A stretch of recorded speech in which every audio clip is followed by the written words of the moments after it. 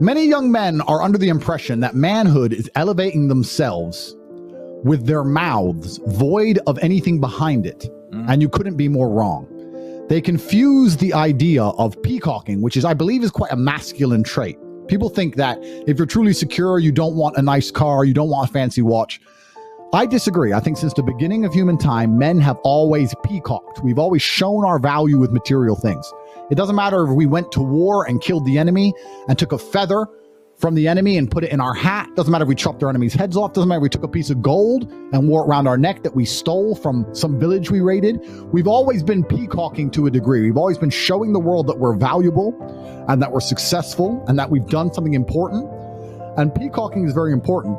But men have got this confused and they think that they can just use their mouths to elevate themselves without any genuine substance behind it. And that's one of the largest mistakes, because that shows, one, insecurity, and two, when you're genuinely tested, and God will make sure that you are, you're going to fail.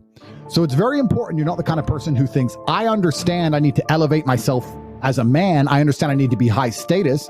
I understand I need to be respected. I'm going to do that with a big mouth and no genuine capability to back that up. That's one of the biggest mistakes. In fact, it's extremely feminine. And God's going to test you if you keep running your mouth. God's going to test you. I really believe the reason we went to jail is because we became the most famous men in the world for our mental fortitude.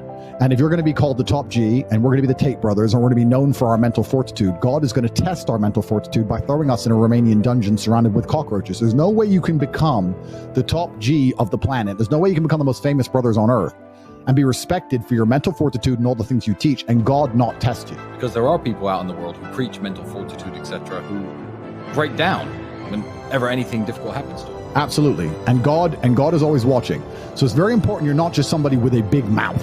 You have to have some genuine things to back it up. So you see these idiots with a big mouth online, you think having a big mouth is going to be enough, and it's not enough for God.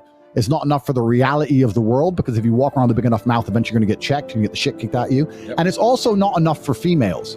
You need to understand that if you convince a woman you're high value with your mouth and your mouth alone, sooner or later she's going to realize you are a liar. And that is when she's going to leave you. So if you're sitting at home thinking, well, I had this girl, she thought I was the man. A few months later, she's not that interested in me. Yeah, because she got to know you better. She saw behind the bravado, and she saw that you don't really have any genuine real world achievements. You haven't really done anything that's super interesting. You have to do things that make men respect you for women to respect you. And usually those things require a degree of bravery.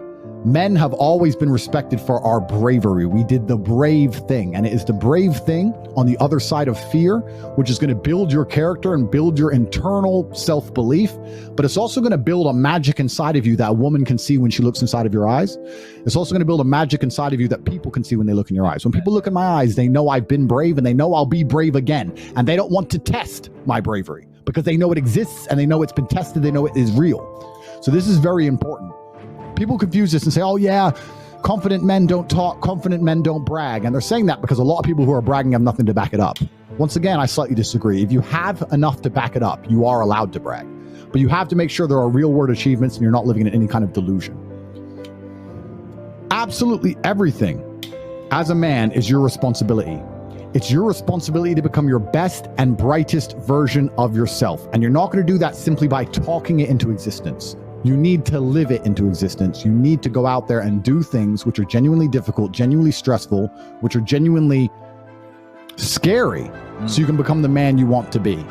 So you have to take responsibility for these things, and you have to seek them and choose and find the correct difficulties for you to overcome so you can build a character worth having. It's the information that you absorb and what you do with it that will ultimately mold and shape who you want to become. So every single one of you who is watching this, you're in the right place at the right time. We're going to give you some very important information today. I hope you implement it and you use it your best version of yourself. But it's also very important that you create the world you live in. You create your reality. You create the information you absorb, and you're not sitting there absorbing garbage from loudmouth idiots or matrix programming that's designed to keep you inside of the slave mind. You have to be very careful with the things you consume. So besides your loud mouth, what do you have that make people know you're truly a man? What do you have? I can name some things, right? People walk in my house, they can see, okay, I'm financially successful. They look at my body, they know I'm motivated, disciplined, I'm extremely strong. They look at my world title belts, they know I can fight. They look at the woman on my arm, they know that I am worthy of respect because she treats me with absolute respect. They look at my network, they see that men treat me with absolute respect. I don't have to open my mouth and people can instantly look at me and go, okay, he has X, Y, and Z. If you couldn't talk, you put on a t-shirt, you put on some jeans, and you can't talk, and you're walking around the world. When people look at you, why do they see you as a high-value man? Do you have anything you project? Do you project true bravery? Do you project true confidence? Or do you need to talk to try and convince people of these things? They say confidence is quiet. It can also be very loud, but you don't want to live in a delusion. If I can't talk, how am I judged? If I can't speak, what do people think of me? How am I projecting my value to the world if I can't say a word?